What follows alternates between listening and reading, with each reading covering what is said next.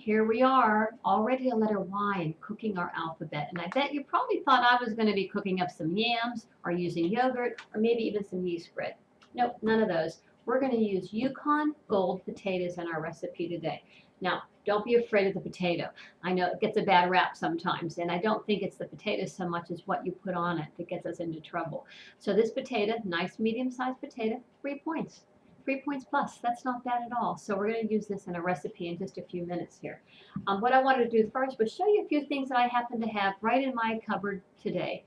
It's cold here in Pittsburgh. It's been below zero. People don't want to go out. The roads are icy. Schools are closed.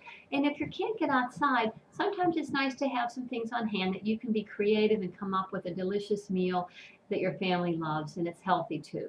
So some of the things that I happen to have in my cupboard today are just real simple. We have some egg whites, milk, yogurt, some cheeses. Of course, always fresh fruits.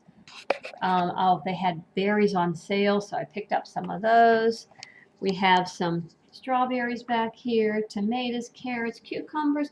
There's nothing wrong with frozen vegetables. Frozen vegetables are great to have on hand. You never know when you might need them. As a matter of fact, right back in the crock pot now, I have some of those going in the crock pot with some chicken.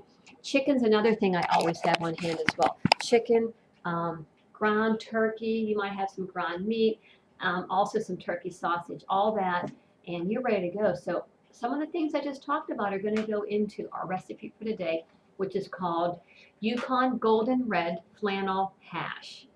So I love the name. I think that's really fun to have a name like that. And I also cooked it in an old skillet I have. If you have a cast iron skillet, maybe from your grandmother or your mom, it's fun to pull those out and use them once in a while too. So what I did, I started with some oil in the skillet, and I cut up an onion and sauteed it till it was nice and golden. And when it was finished, I pulled it off the heat and I added to it one Yukon Gold potato. Now I cooked this ahead of time. I cut it up and boiled it so that it would be all finished and it looks similar to this. Which look how gold. I guess you can see where it got its name, huh? The Yukon Gold part. I cut it up along with some beets. Now I know some of you might not like beets, but honestly, they're very good. They're healthy and they're 0 points. So make sure you rinse well and you drain these well. Otherwise, you're going to end up with pink potatoes. Don't think you want that unless it's Valentine's Day. So rinse these well. I used a few mushrooms and I also used a little bit of celery in it. And I just cut this all up and threw it right in the skillet along with the onions that were in there. Now this recipe calls for corned beef. Personally, I don't like corned beef, but what I do like is turkey. I went to the grocer's. I asked for some gourmet-like turkey breast. I had it sliced thin. I used only about 4 ounces, which would be 4 points.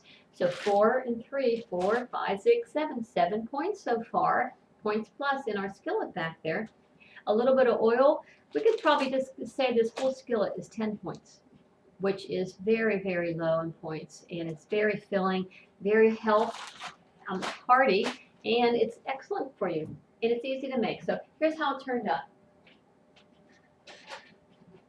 Here's the skillet. There's their Yukon Gold Red Flannel Hash. Delicious, isn't it? I love the skillet too. The presentation. How about if we just put it right down here? I get a spoon. We dish a little bit out. Right onto, listen to that. Love it. I love the skillet. Look at that. A nice little bit of hash here. I have a nice piece of beet, potato, nice and crispy on the bottom. The whole thing took 20-25 minutes at the most to make. Have a delicious meal. I have to eat some more. Very good. Excellent flavor. You can use corned beef. I'm sure you could use ham. Again, it's being creative in the kitchen. Use what you have on hand. Have some of these things on hand all the time so that you're never stressed enough to grab the wrong thing. I think sometimes when we don't plan ahead, we don't have healthy things on hand. That's when we grab the chocolate chips, or we grab the chips, or we grab the things that really aren't as healthy for us as they should be. So this is a new year, new you.